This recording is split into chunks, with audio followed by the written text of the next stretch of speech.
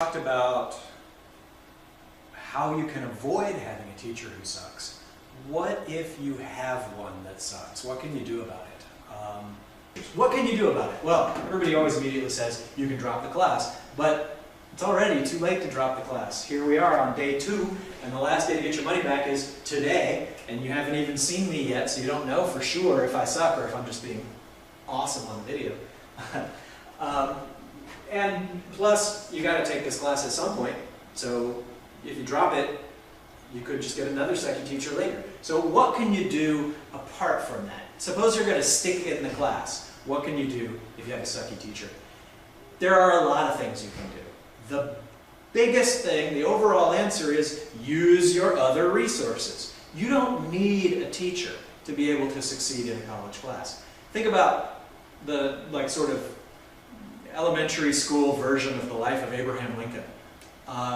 Lincoln walked to the library miles away, and he would check out a book, and he would walk home, and he would stretch out in front of the fire in his one-room cabin with his long frame across the ground. This is what I'm remembering from my childhood education. And he would read the book. When he finished reading the book, he would go get another book, and then he would go get another book. And he became a lawyer without ever going to college, without ever going to law school. He put himself through law school by learning it from the books and by going and apprenticing with a lawyer. And you could do that. If there's something you want to learn, you can learn it. You can figure it out for yourself. You can use the internet to learn information. You can use the other resources that we have available to you here at TCC. Don't let a bad teacher hold you back. The teacher's job is to make learning easier.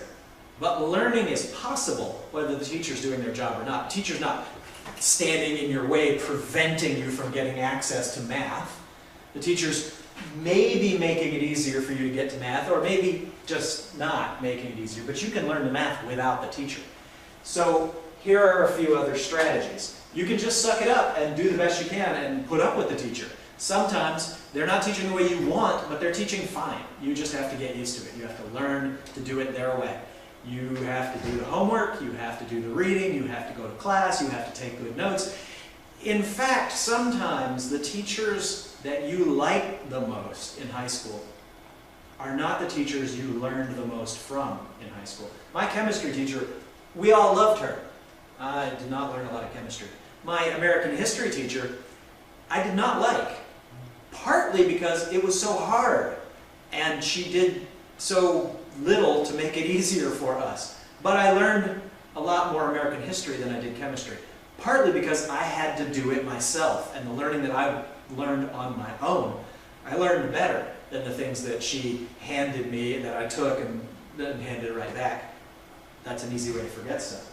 So do the homework, take good notes, read the book, look for ways to make it apply to your own life, and go to the library, go to the internet, see if there are other places that you can get information. The most valuable resource to you here at TCC, I told you, is each other, fellow students. Study it with other people. Study it with other students. Sometimes another student can teach you the material way better than a teacher can. They understand what you need to hear better than the teacher. Sometimes working together with another student is a great way for you to explain it to them to make sure you've got it, or to have someone explain it to you in a different way than the teacher did. Studying together is a great way to learn the material for both of the people, the one who has got it and the one who hasn't. Or if neither one of you's quite got it, you can figure it out together. Also, the way you kids talk today with your text talk and all your funny language, that's the way kids always do. Kids deliberately build a language that their elders cannot understand. You're inventing new words on purpose so that I can't understand what you're talking about. I still haven't figured out what the fuck on fleek means, and that's so old that you guys are probably laughing at me for that. That's what the word is for. It's for not making sense to me. It may be that your teachers can't explain it to you well because they're too old, and there's nothing to do about that. But it also may be that the kid sitting next to you does get it. That maybe I talk the way his mom does, or maybe I talk the way his grandfather does, And so they can get it in my language and translate it into your language. I can say something to her, and you don't know what the fuck I'm talking about, but maybe she can tell you, translate it into language, and then I'm like, what? That doesn't... But then you got it. Another thing that happens is that sometimes teachers are so good at it that they can't explain what you need to learn because it's too easy for them. I tried to teach my nephew how to tie his shoes, and I can't do it. I don't know how to tie shoes. I'm an expert at shoe tying, but I'm so good at it that I don't think about it anymore. I don't know what the steps are because I just do them. I pick up the strings and I tie them. That's it. It's one step. Well, two. I pick them up and I tie them. Then I'm done. Sometimes I double knot them, and then so 2 steps. But that's it. I can't explain the steps because I can't remember what they are because they're all one step for me now. It's one big step instead of a bunch of little steps. And sometimes your math teacher might be like that. You just don't, they can't tell you what's hard because when they look at the board, they're like, it's just obvious. How do you not see that? They can't remember. Whereas a student who just learned it today or yesterday or a week ago remembers those steps and can explain. They can say, oh yeah, I had trouble, but now here's what I did, and that's how it works. My nephew, a couple of years ago, I saw him teaching another kid how to tie his shoes, well after I failed. And he's like, okay, you take this one with this finger, and you take that one with that finger, and you wrap this one around here, and you push that one through, and like, there's like 14 steps. I don't remember them because I'm too good at it. And sometimes in your college classes, your professors are doing the best they can. It's just that they're going way faster than you can keep up with because they don't realize that they're going fast because it's one step for them, even though it might be 14 for you. So that's another way where learning with other students can be really helpful. Also, just sometimes having another student go, yeah, I don't know what the hell he's talking about either, I'm lost too, is all it takes for you to feel a lot better about that class. We also have the Learning Commons. There are tutors in the Learning Commons for every subject. You can get somebody over there to get you to help. And also, the nice thing about the way the Learning Commons is set up, as you probably showed in your group projects, one floor is English, one floor is math. On the math floor, there's science and math and different math classes in different sections. If you're sitting over there in that corner where the Math 1033 people are all sitting, everybody else in that section is learning the same stuff you're learning because they're all taking the same class you're learning. And so even if the tutors can't help you, it could be that somebody else sitting at that table can help you, even if you don't know them, even if they're not even in your class. If you're having trouble factoring an equation, somebody else is working on that too, and you may be able to study with them. It's a good way to work together with other students, even if you don't want to go to the trouble of setting up a formal study group. They're just people in the Learning Commons. That's what it's for, the idea for everyone to come together in common and learn.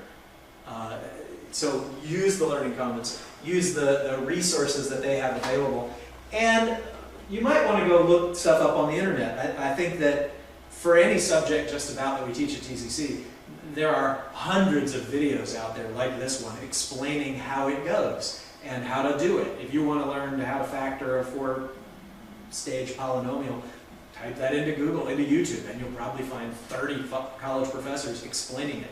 And maybe one of them speaks your language. As I started to say earlier, you can also go talk to the teacher. You can go up to them and say, look, I need help with this. Don't go up to them and say, you suck, you are a terrible teacher and you need to be better at it, because that's hostile and you're not going to get anywhere with that. But try to say, I'm having trouble, can you help me please? And they will be inclined to do that, especially here where that's our whole purpose. That's what we want to do. We want to help students learn. If you ask for help, we will try to help you. If you demand change, you'll get resistance. But if you ask for help, you'll probably get help. Come with productive suggestions if possible. If you can say, look, I'm having trouble because you just talk all the time.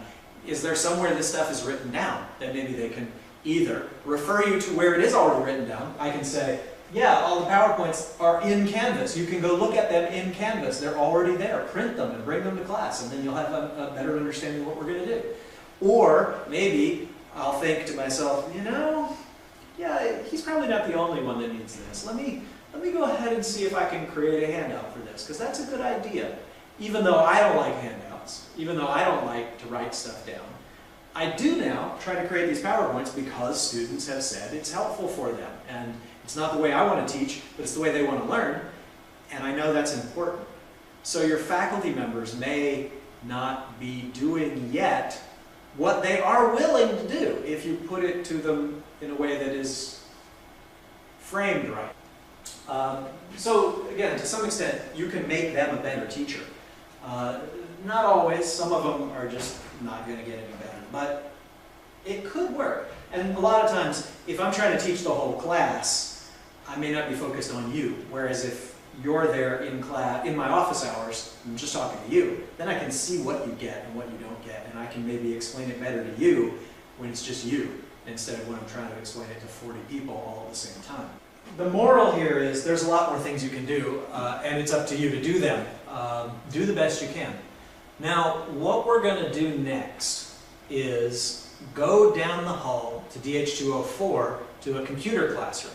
And I want you to log onto the computers, and I want you to do the various assignments that I suggested last time that would be due Wednesday. And after you've done those online assignments, we're going to take a test.